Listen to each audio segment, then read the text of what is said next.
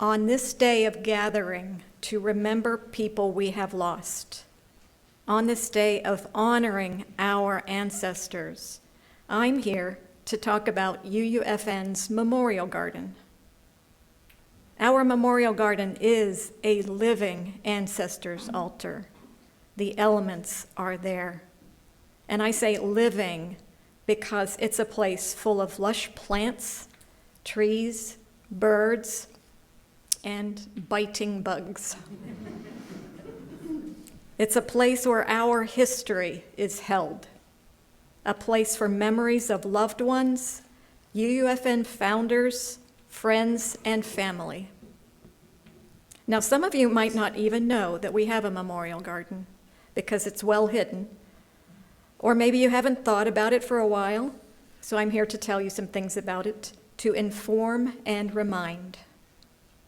First, location, where is it? As you pull into the parking lot, to the right there are a bunch of trees, and it's tucked back there. But thank you, Nancy, for making it very visible today. There are pumpkins and ribbons, and even I noticed you chalked arrows on the ground saying, here, here, come here. Second, what's in there? First of all, I need to tell you, we do not bury people there.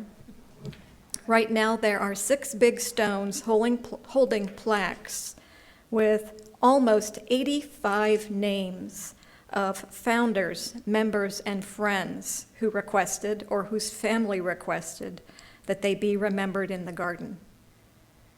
As I said, no one is physically buried there. We just have nameplates or name tags for people, including some of our founders, meaning the people who gathered in 1955 to try and create a Unitarian Universalist Fellowship church in Newark.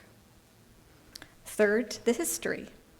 The very early history of it is not that well documented, but I think that in the 80s, one of our members, Steve O'Rourke, told the landscaping team that he wanted a memorial stone in the woods, so a stone and a bench were installed.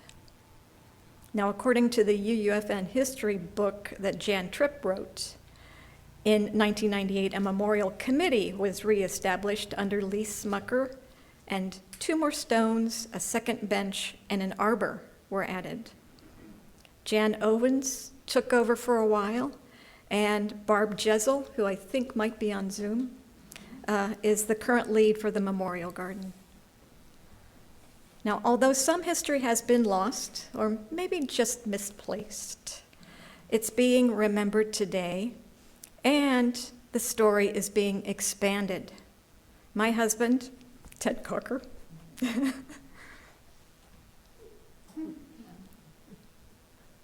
was doing okay till you okay. Wave to the people in the room.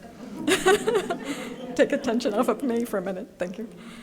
He helped us get 2 new stones, and in process became so intrigued by all the names that he dug up obituaries and burial information for most of the people in the garden. And I just pulled out one page that he did. This happens to be for Jack Billingsley. The obituary is here, but in addition to finding the obituary, he found out if they were a veteran, and if so, he includes a logo for the service that they were in. Ted also found if there is an entry on Find a Grave, which is an online website to have people create memorial pages. And Jack has a page on Find a Grave, and so he included that. And then Pat Field found a number of orders of service from memorial services, and we were able to tuck these in with the page as well. Thank you, Ted. Ted then put all of these pages in a binder, which you can see is getting pretty thick. And this binder helps us to remember our ancestors, members, and friends. But the memorial garden itself helps us to take a breath, and settle for a moment to hear their voices in the wind and in the rustle of the leaves. I'm going to ask Leon to put this over by the joys and concerns area. Yeah, thank you. And you are all welcome to come and look at this after this service. I created a slideshow of pictures from the garden, and we're going to show it now. Don't worry if you can't read anything or everything, because you're not going to be able to. I'm going to try and get some of these pictures onto the website, and I just wanted to give you a taste of what's in the garden and how it feels when you're in there.